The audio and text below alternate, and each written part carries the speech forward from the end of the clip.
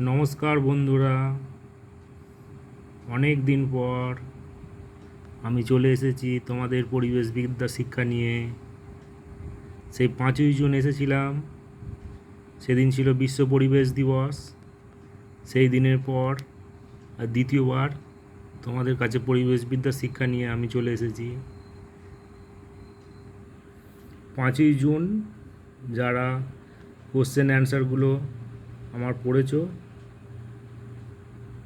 তারা আবার দ্বিতীয়বার কোশ্চেন অ্যান্সারগুলো আবার দেখো। যদি কোনো সমস্যা হয় আমাকে কমেন্টে জানিও, আমি তোমাদের উত্তর দেওয়ার চেষ্টা করব।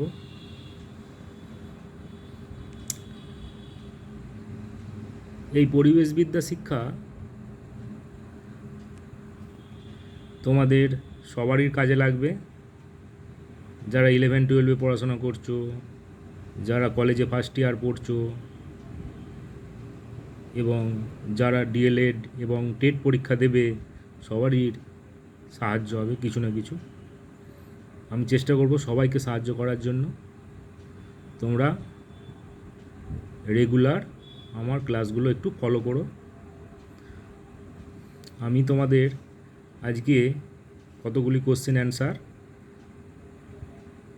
দিচ্ছি। প্রথম কোশ্চেন দেখো, 3টে অপশান দেওয়া আছে যে সালোক সংশ্লেষ প্রক্রিয়ায় উৎপন্ন হয় কোনটা, প্রোটিন, ফ্যাট না কার্বোহাইড্রেট। তাহলে সালোক সংশ্লেষ প্রক্রিয়া কোনটা উৎপন্ন হয়? না, সালোক সংশ্লেষ প্রক্রিয়া উৎপন্ন হয় গ্লুকোজ, এটা একটা কার্বোহাইড্রেট।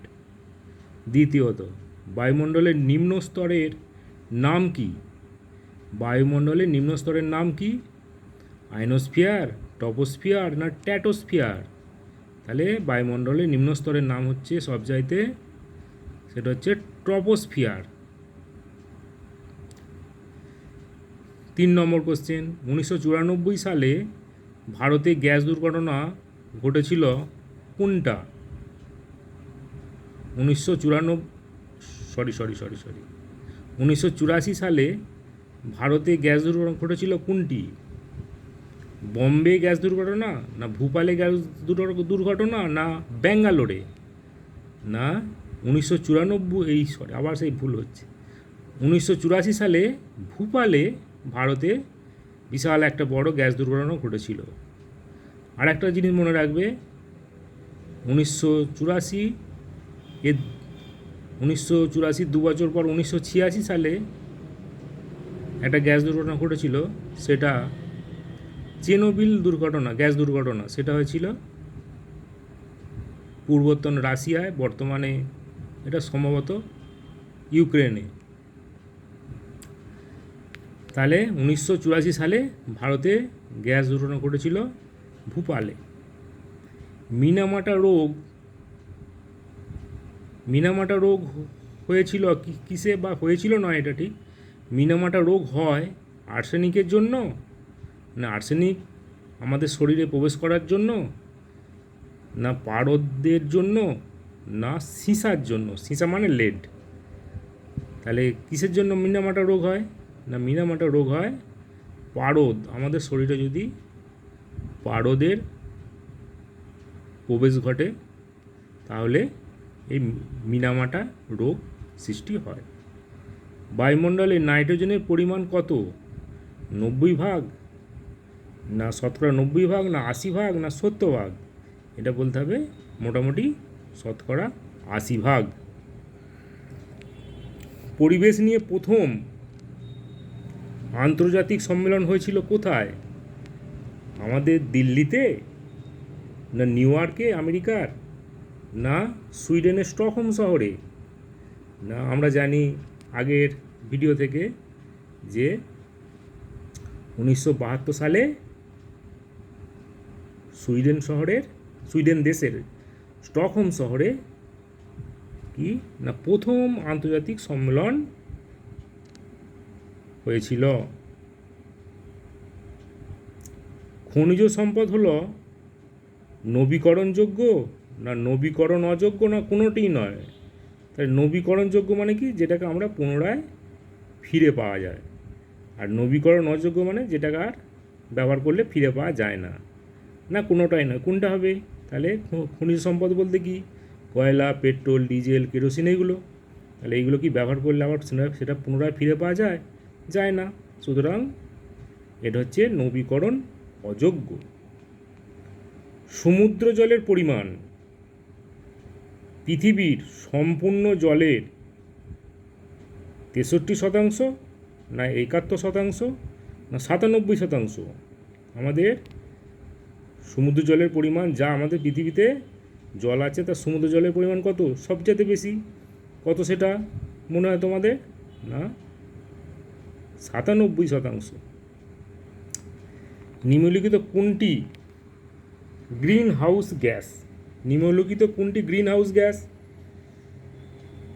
তাহলে নিম্নলিখিত কোনটি গ্রিন হাউস গ্যাস?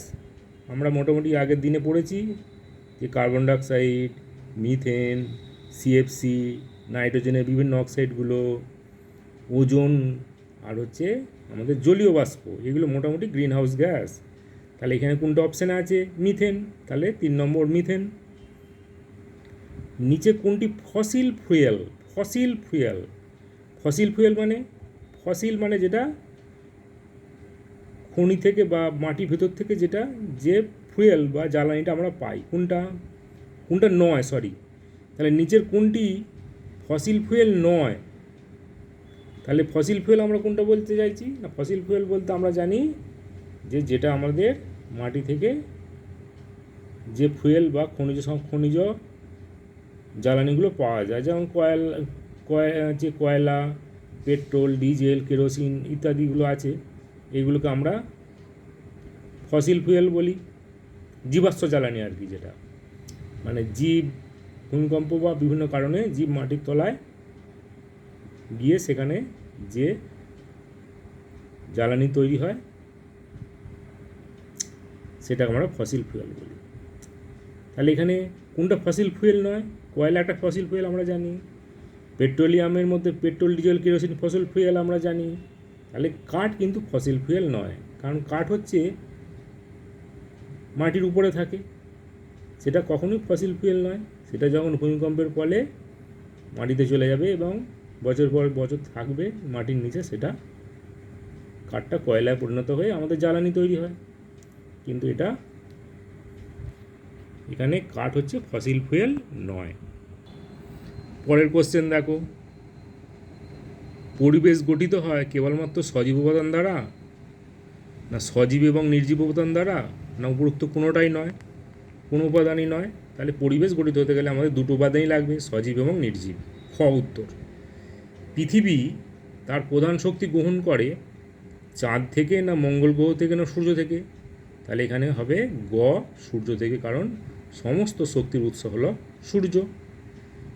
পৃথিবীতে প্রথম প্রাণের সন্ধান পাওয়া যায় পৃথিবীতে বায়ুমণ্ডলে, না জলমণ্ডলে, না জীবমণ্ডলে? তাহলে এখানে উত্তর হবে খ, জলমণ্ডলে, কারণ আমরা জানি যে জলই জীবন। তাহলে জল থেকেই জীবের সৃষ্টি হয়, প্রথম হয়েছে। অম্লবৃষ্টি সৃষ্টি হয় বৃষ্টির জল এবং আর কিসের মিশ্রণের ফলে? কার্বন ডাইঅক্সাইডের, না কার্বন মনোক্সাইডের, না কার্বনের? তাহলে এখানে বলতে হবে কার্বন ডাইঅক্সাইডের জল এবং কার্বন ডাইঅক্সাইডের মিশ্রণের ফলে। ক, এর ফলে বৃষ্টির জল, কার্বন ডাইঅক্সাইড প্লাস জল সমান কার্বনিক অ্যাসিড। গ্রিন হাউস গ্যাসগুলির মধ্যে অন্যতম গ্যাস কোনটি? মিথেন, না নাইট্রাস অক্সাইড, না কার্বন ডাইঅক্সাইড? না আমরা জানি হচ্ছে গ্রিন হাউস গ্যাস মোটামুটি 6টা আছে, সেগুলো কি? না carbon dioxide, methane, nitrous oxide, CFC জলীয় বাষ্প, ওজোন। তাহলে এদের মধ্যে গ হচ্ছে কার্বন ডাইঅক্সাইড হচ্ছে সবচেয়ে অন্যতম গ্রিন হাউস গ্যাস, যা গ্লোবাল ওয়ার্মিং, গ্রিন হাউসের ফলে গ্লোবাল ওয়ার্মিং হয়। এর ফলে এর জন্য দায়ী হচ্ছে 50% দায়ী হচ্ছে আমাদের কার্বন ডাই অক্সাইড। তাহলে গ হচ্ছে উত্তর। বর্তমানে ওজোন স্তরের ক্ষতির কারণ কি? না ওজোন স্তরের ক্ষতির কারণ হচ্ছে খ, সিএফসি বা ক্লোরোফ্লুরোকার্বন, যেটা উৎপন্ন হয় কোথায় না রেফ্রিজারেটর, এয়ার কন্ডিশনার, এসি এবং কোল্ড স্টোর, বিভিন্ন কোল্ড স্টোর থেকে ইত্যাদি উৎপন্ন হয়ে বায়ুমণ্ডলে ট্র্যাডোস্ফিয়ার স্তরের ওজোন স্তরের ক্ষতি করে। দূষণবিহীন এবং নবীকরণযোগ্য শক্তির উৎস কোনটা? দূষণবিহীন, যেটা দূষণ হবে না, এবং নবীকরণযোগ্য মানে পুনরায় সেই শক্তিটা পাওয়া যাবে আবার, সেটা কয়লা না বায়োমাস না সৌরশক্তি? না সৌরশক্তি। বর্তমানে ভূগর্ভস্থ জলের দূষণের জন্য দায়ী ধাতু কোনটা? না ভূগর্ভস্থ জল মানে অনেক মাটির নিচে থেকে যে জল আমরা পাই সেটা ভূগর্ভস্থ জল, সেখানের জন্য দায়ী ধাতু কোনটা? না আর্সেনিক। আর্সেনিকের ফলে আমাদের বিভিন্ন রকম শরীরের ক্ষতি হচ্ছে। তাহলে আর্সেনিক সীসা হয়, কিন্তু ভূগর্ভস্থ জল এখানে বলেছে, তাহলে এখানে সবচেয়ে বেশি হয় আর্সেনিক। সেটা আর্সেনিকের ফলে আমাদের ব্ল্যাক ফুট ডিজিজ রোগ তৈরি হয়। তাহলে এই পর্যন্তই রইল, আবার পরের দিনে আবার দেখা হবে নতুন আবার কোশ্চেন নিয়ে। নমস্কার বন্ধুরা, তোমাদের আমি একটা কোশ্চেন দিলাম, সেটা হলো বিওডি পুরো নাম কি, আর এই বিওডিটা কোথা থেকে পাওয়া যায়, মানে কোথা থেকে কি টেস্টের ফলে পাওয়া যায়, মানে জলকে নিয়ে টেস্টের ফলে, না বায়ুকে নিয়ে, না মাটিকে নিয়ে, মানে কোনখান থেকে আমরা বিওডিটা পাই?